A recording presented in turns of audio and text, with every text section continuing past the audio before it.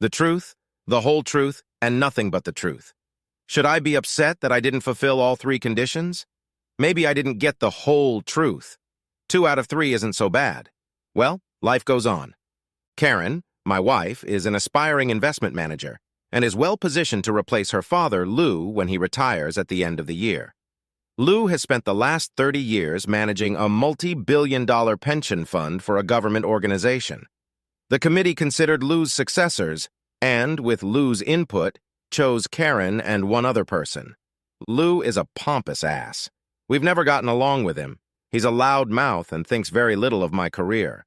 The less time I spend around him, the happier I am.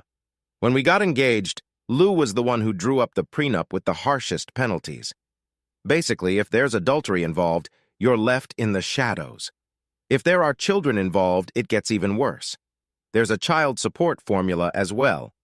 None of this made me the least bit uncomfortable, as fidelity means a lot to me. My name is Larry Trompier. Karen and I were both 29 years old when we met at a conference just under 3 years ago. I work for a company that creates and manages limited partnerships. Karen works for a company that provides investment advice. On the day of the conference, Karen was giving a presentation on the tax advantages of some new investment products. At the dinner that followed, Karen and her colleague Sasha joined me at the table. Both ladies were very flirty, and we decided to go dancing after dinner. We walked into a nightclub called Spread Your Wings. I enjoyed the company of both of them on the dance floor, but after a while it was Karen who started demanding me to join her. I didn't mind, of course, as either of them would have made me happy. Karen was certainly the driving force behind our courtship. Not 2 weeks after we met, my nights turned into something I had only dreamed of. It was Friday, and as I was coming home from work, Karen met me at my house. "Let's skip dinner and spend the evening at your place." Once inside, she sat me down on the couch and gave me a very erotic striptease. Nice, I hit the jackpot. I helped her to her feet, and she led me into the bedroom. I tried to give her as much pleasure as she had just given me. We repeated that Friday night once or twice a week until our marriage began to falter. There was more to our relationship than sex. Like the night Karen had possessed me, the parties we attended were very possessive of her. In her line of work, the parties were weekly. She made it clear that she did not like to attend them alone. The men, she said, were constantly making rude remarks and hurting her feelings. When we weren't attending parties, we were out to dinner, dancing, or just spending time together. Until the very end, we hardly spent any time away from each other. It was a first marriage for each of us. Lou threw a grand extravaganza for his baby girl. Most of Karen's paycheck depended on her commissions. My paycheck provided for us for the first year. We started saving for a house. About 6 months before the end, Karen landed several large contracts and her bonuses became large. She continued to succeed, but her behavior also changed. Before my eyes, she was turning into Lou. Suddenly, I wasn't as good a partner as I used to be. Along with their success at work, Karen and Sasha, who was still single, started having bachelorette parties. They did this about once a month. They loved to dance at Spread Your Wings, where we danced when we met. The last few times Karen had come home pretty drunk and in disheveled clothes. I was beginning to doubt her fidelity. At a recent family reunion, Lou drank too much and hurled insults at just about everyone. I left Karen with the car and hitched a ride home. When she got home, she was more than annoyed. I told her to get over it, after all. He is her father, and if he can't act civil, I won't spend time around him. Not a week later, I had a seminar at a downtown hotel. During a break, as I was checking in at the office, I saw Lou enter the elevator. It probably wasn't a big deal, but the more I thought about it, the more ominous it seemed to me. One of my friends from work has a brother who is an investigative reporter. He suggested I do a quick background check on Lou. Turns out Lou likes to spend his fortune on escort services. I gave the investigator a nice tip. Next time that asshole comes after me, I'll tell him this.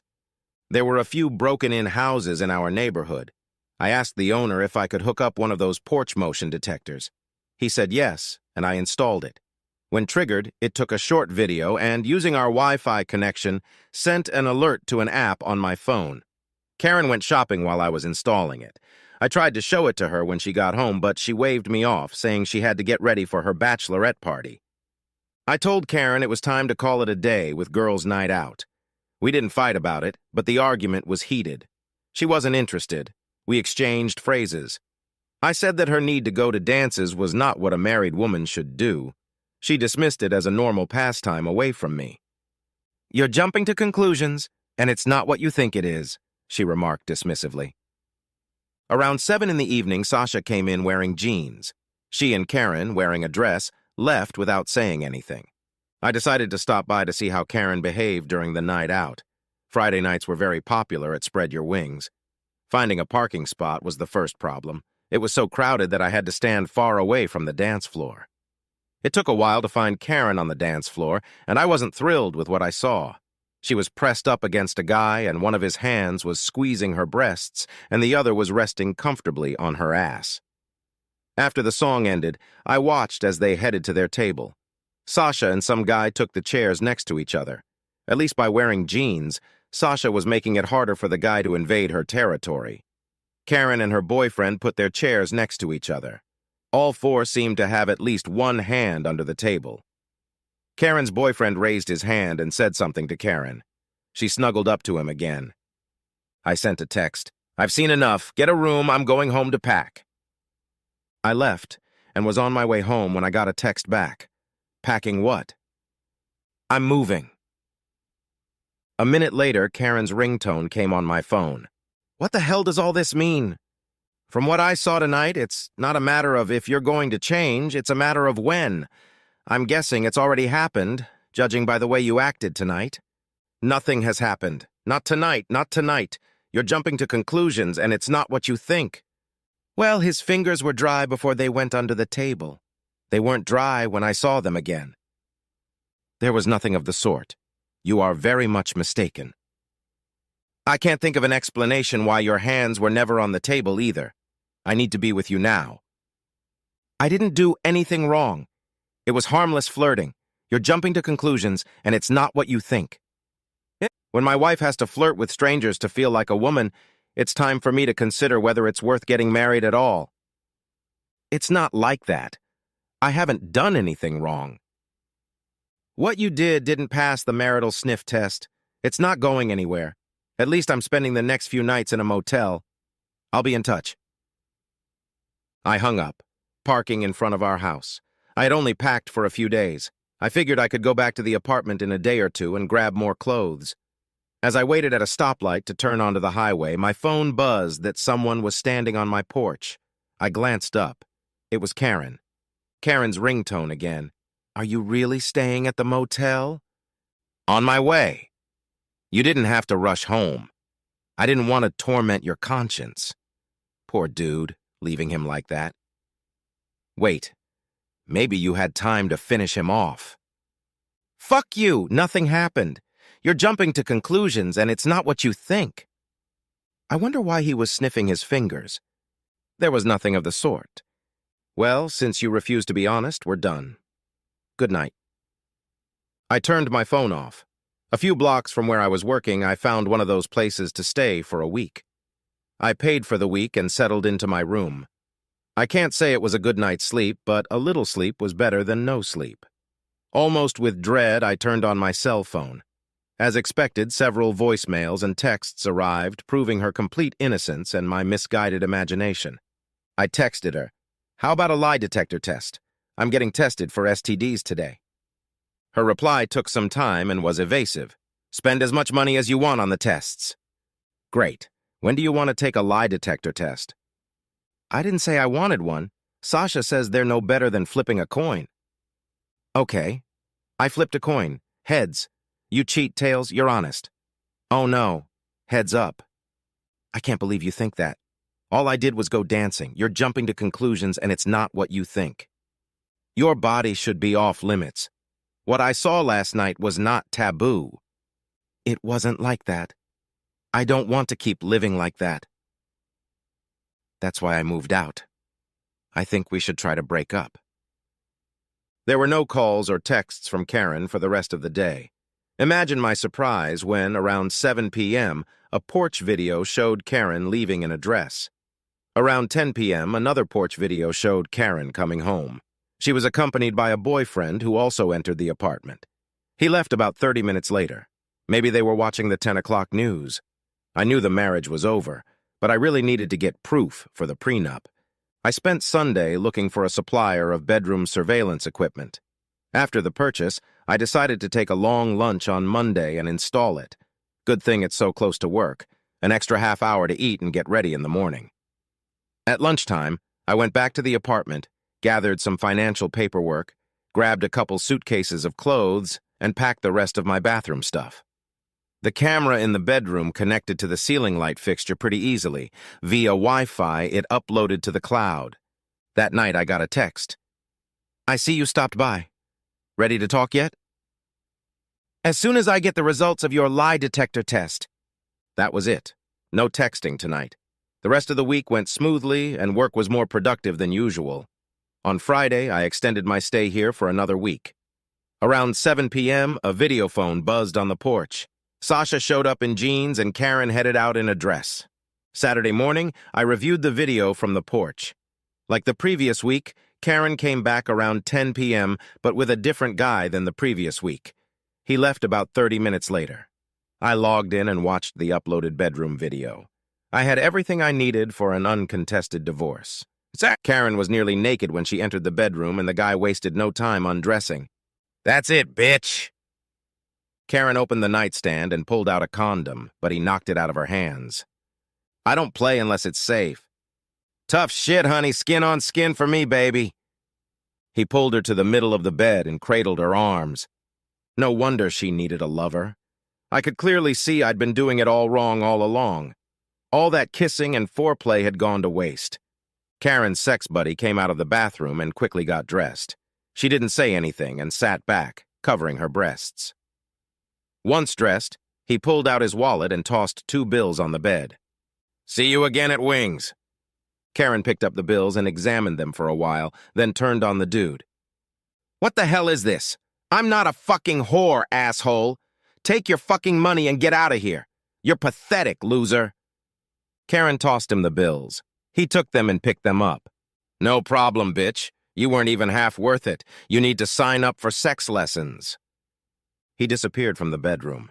Karen picked up a pillow and slammed it on the bed 20 times before tossing it across the room. I almost felt sorry for her. Who was I trying to fool?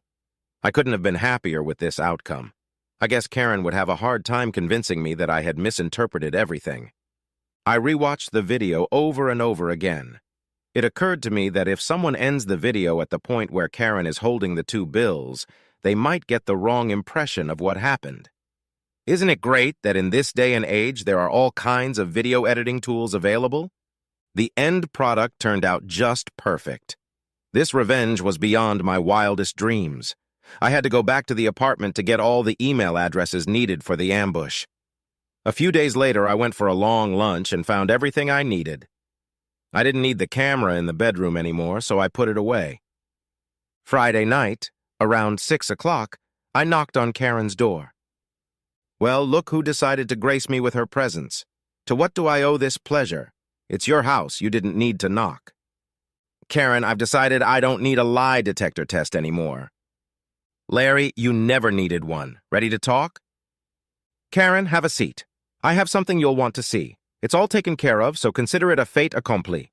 As you know, this is still my apartment. I had every right to install cameras. Since the video was shot in my apartment with my equipment, I also have the right to share it with anyone. I'm so anxious for you to see it, and then I'll tell you who I shared it with." Karen's smirk was replaced by a strange look that was mostly panic mixed with terror. I clicked the replay arrow. "What the fuck is this? You had no right." Then, when the video ended, she really got in my face. "Where's the rest of the video? It didn't end that way, you fucking asshole!" "Karen, your answer tells me everything I need to know about our marriage. No, I'm sorry, or I didn't mean to hurt you or anything like that. No remorse. Maybe I'm jumping to conclusions, and it's not what I think it is. But it sounds like you were being paid for sex. Sort of like a prostitute. Where did I go wrong?" "Where's the rest of the video? I'm not a prostitute. I gave him his money back." "Well, from what I saw, you probably overcharged anyway. How much did you get? 2 tens? Fuck you. Those were $100 bills. Wow, you're an expensive prostitute. I guess things are going pretty well at Wings, huh? Am I jumping to conclusions again? You're a fucking asshole. I'm not a hooker. Actually, whore, you are a whore. This was taken last weekend. You were married and had sex with someone other than your husband. That makes you a whore, whether you were paid or not. Like I said, I already did what I was going to do. She tried to snatch the phone from me, but I managed to keep her at bay. Give me the video. You have no right to. You can't share it with anyone. Well, let's talk about who I shared it with. I was concerned that people might think I was your pimp, so I sent a copy to the sheriff with a note expressing my deep concern that your prostitution might have negative consequences for me. I have volunteered to testify as a witness for the state. I hope they won't jump to conclusions. You did what? I'm not a prostitute. It's not what it looks like. Let's move on. Your asshole father uses prostitutes. I have an investigator's report that proves it. I sent that report and this video to both him and your mother. If you don't mind, Dad has no problem paying for sex. The panic and terror from before was nothing compared to this. Her eyes bulged, her nostrils flared, and her fists shook. I hate you. You're the biggest piece of shit I've ever met. Oh, that's what I was going to tell you. Great minds think alike. Why? Why would you want to bring them into this? This is between you and me. If I had videotapes of all those assholes you slept with, I'd give them to them too. Let's get on with it. I also sent the investment committee this video and the report on your father. I suppose they'll have time to study them before they decide on a new manager. Oh, God, did? Karen collapsed to the floor. It took a while, but the tears had already started to flow. Karen, thanks to Lou, it looks like all of my savings and checking account money will stay with me. My attorney has instructed the bank to freeze those accounts. Besides, thanks to your bargaining skills, you'll owe me alimony. Thanks, sweetheart. I walked to the front door and invited the bailiff in. He touched her shoulder. Karen Trompor, you've been served with a summons. It's not what it looks like. There's more to the video. You can't do this to me. You had no right. I know, Karen, I always jump to conclusions, and I'm just too stupid to realize that things aren't what I think they are. Hey, if you hurry up and clean yourself up, you'll still have time to get to the Wings and find another John for tonight. Fuck you. Yeah, but the payback is very satisfying. Have a nice life, slut. I wonder how that video will look online. No, you can't. Please don't. Please. Please don't. Please. We'll see. Maybe if you're a good little slut and don't contest the divorce. I headed for the exit. Hey, Sasha, you're looking good. She's not quite ready to leave yet. My shattered pride was soothed by the accomplished revenge. The sheriff did contact me. They talked to Karen, but since there was no explicit offer to have sex for money, no charges would be filed. They told her they would be watching her actions closely. Her father didn't have to wait until the end of the year to retire. He was fired. It looked like he was living in a motel. Karen's mom must have jumped to conclusions about his whoremongering. Karen's hopes and dreams of replacing her father as managing director have gone to waste. A simple, thank you for your statement. We have decided to proceed in a different direction. I got a text from Sasha. When this is over, would you like to go dancing? Just as long as it's not to Wings. When the court ordered the divorce, I got all the money and they approved alimony. When the divorce was behind me, I just couldn't help myself. I sent Karen, from an anonymous source, a copy of the full video. Is it too late to consider this the whole truth?